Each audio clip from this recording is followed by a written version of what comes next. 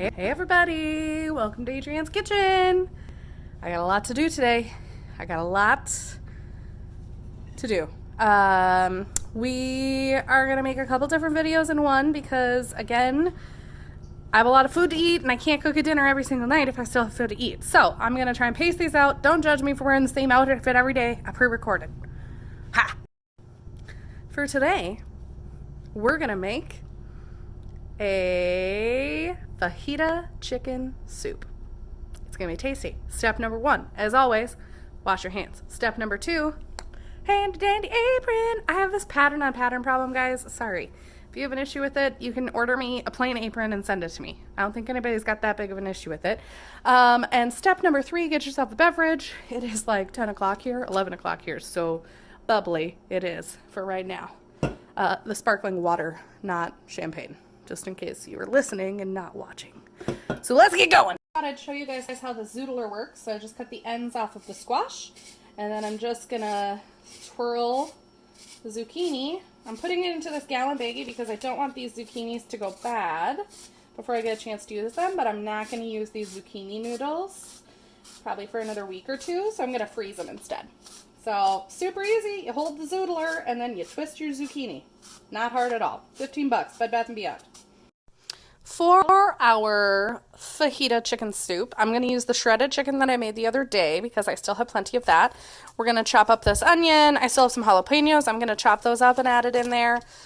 These 3 beautiful peppers, I'm going to chop all 3 of them up, saute them with the onion. This is an extra half an onion. I'm just going to add that in there. All this is going to get sauteed up, and then we're going to add fire roasted tomatoes and sweet chili corn, and then we are going to add seasoning, fajita seasoning, which I'm going to have to look up how to make because I don't have fajita seasoning. So yeah, let's get chopping. I've finished chopping and the onions made me cry again. I heated up, I would say about 2 tablespoons of oil in my big soup stock pot on medium heat. Ooh, you can hear the sizzle. We are sort of following a recipe, sort of not following a recipe. We're following our gut because that's what you can do in cooking, apparently not in baking. But I'm going to add these onions and saute them up, then the peppers a little bit, and then I'm going to go back to following the recipe for the most part. I always like to start with onions sauteed first because they usually take longer. They just take a little bit longer. So I'm only going to give them like an extra minute or 2 compared to adding these peppers because they're also a very firm vegetable that's going to take a minute to saute and soften up. So throw them in, stir them around, let them sit for a minute or 2. Clean as you go. That's rule number 4. Found out that my dad is not following that rule. He had to clean up after he cooked dinner the other night, but I guess that works too. Anyway, let's get going. It's a rainbow of colors, red, orange, yellow, green. We got all the peppers mixed in. Guys, I'm entering week 4 of social distancing, which has really not been hard because we've already been doing that because we live in the middle of nowhere. But somehow I feel like I might be losing it a little. I sing everything now and I'm pretty sure I'm driving my husband crazy. But anyways, throw your peppers in, stir them up with the oil, let those cook down just a smidge.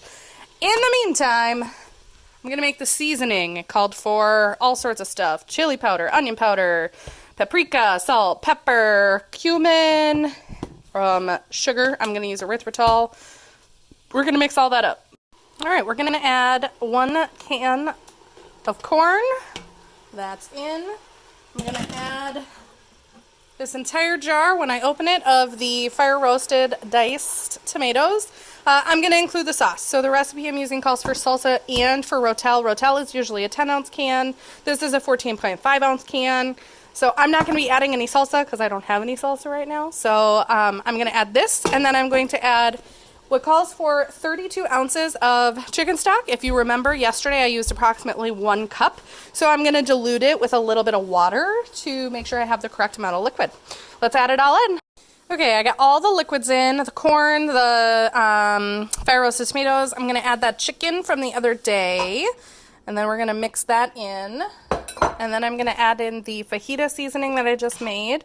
One thing I called out a moment ago was that there was pepper in the fajita mix. There actually was not pepper in the fajita mix. There was just salt. I'm just so used to them going, you know, together. Like wada wada wada wada bada bing de bang bang bang. Just kidding. But really, salt and pepper usually go hand in hand. Okay, so this fajita seasoning, I did 1.5 times the recipe that they called for because I was making a large soup and I was diluting with water, so I wanted to add more flavor. Plus, we're going to be adding cheese and milk to this. Again, like I said the other day, I don't have regular milk because I don't drink regular milk, so I'm not going to add cashew milk to this. Instead, I will use diluted heavy cream at this point because it's calling for half and half. So I'll do half of the measurement in heavy cream and half of it in water. So stir it up, stir it up. The reason I didn't follow the recipe to a T is because it said to bring all of this to a boil, but it was planning for raw chicken and I had already cooked my chicken. So instead, I opted to saute my vegetables so that way they would soften up, and then I'm going to let all of this cook. I would say I'm going to let it sit on the stove here at low to medium heat to cook, really heating everything up, blending it all together with that flavor, letting it simmer together. I'm going to let it sit here for about 30 minutes, and then I'm going to add the dairy to it. Okay, it's been sitting here for about 30 minutes.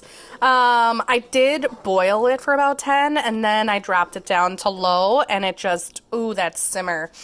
I wish you could smell through this video because it just smells so good. Anyways, the next step we talked about was going to be adding that half and half. I don't have half and half. I'm going to use heavy cream and a little bit of water, so it's watered down. And we are going to add that in. And then it calls for 1 cup of Fiesta cheese. I don't have Fiesta cheese, but I got some mild cheddar. So, and 1 cup. I'm from Wisconsin. You know I'm going to add a little bit more. Pour the cheese in, pour the cheese in. Yeah, yeah. Let's keep going. All right, let's stir that. Stir that in. I don't think that's cheesy enough for me.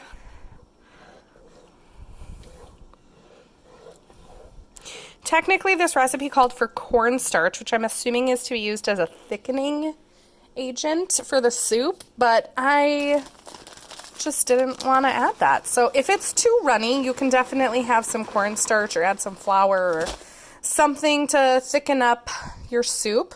But I'm gonna, since that cheese and that dairy was just added, I'm gonna let it sit here for another about 10-15 minutes just to simmer up and it'll be ready to go. Eat it away.